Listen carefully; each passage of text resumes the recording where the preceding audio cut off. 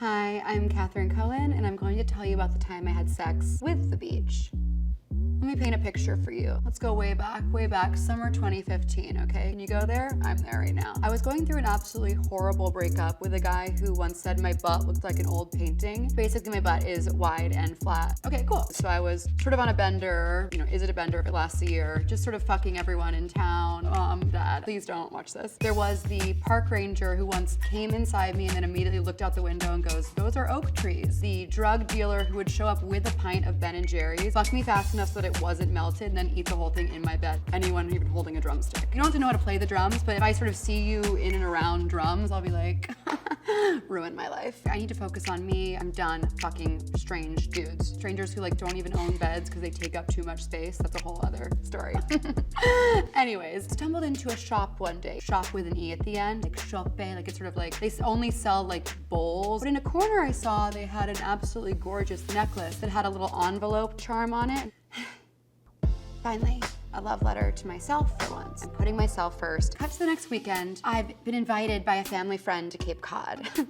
Thank you. So I'm at the Cape. Everyone there, they call it the Cape. No one really uses the cod. If you use the cod, that's actually really embarrassing, and I feel sorry for you and your family. I'm at this party, and I look across the room, I see this tall, dark, and handsome stranger. I'm done fucking strange dudes. I'm sort of in a IPA-induced haze. By the way, if I have one sip of alcohol, I'm like so wet and dripping horny. If I do one tequila shot, I'm like sliding around town like on a snail trail. I look out and I see him. I see that we're on the beach, and I think, this is so romantic. Maybe this is what I needed. Maybe I needed just to get away and fall in love all over again. Give myself to the ocean, to the waves, to the tides. Anyways, he's fucking me on the beach. It's more sort of fumbling near salt water. Don't remember his name. I don't want to know his name. It's more romantic that way. You know, it's not dangerous if you romanticize it. He's about to come in, and one final thrust, he pulls me towards him. The necklace pops off my chest. The love letter to myself fucked off of me, whisked away into the ocean. The beach. I thought you were my friend, but the beach stole from me. I don't know where this guy went. It's like he fucked the charm off of me and then he disappeared. Maybe he wasn't even there. Maybe it was the beach who was making love to me. Okay, I just wrote a poem. Someone write that down. When people have sex in water too, I'm like, what's going on? I've never done that, but I'm very young, so there's still time. But not too young, call me.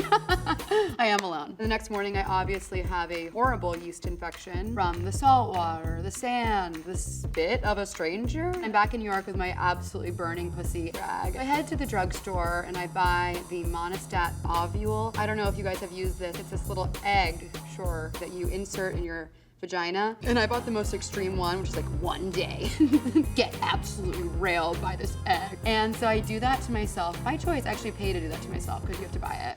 I was sitting in my day job, I just put the egg in, all of a sudden my vagina starts burning in a way I'd never felt before. Absolute pain. I Googled what the fuck's happening in my vagina. I'm taken to Amazon.com, amazing site, check it out, shout out. There's a message board of tons of women complaining about the ovule. The first one I see is Fire of Mount Doom in my snatch. Olympics of pain.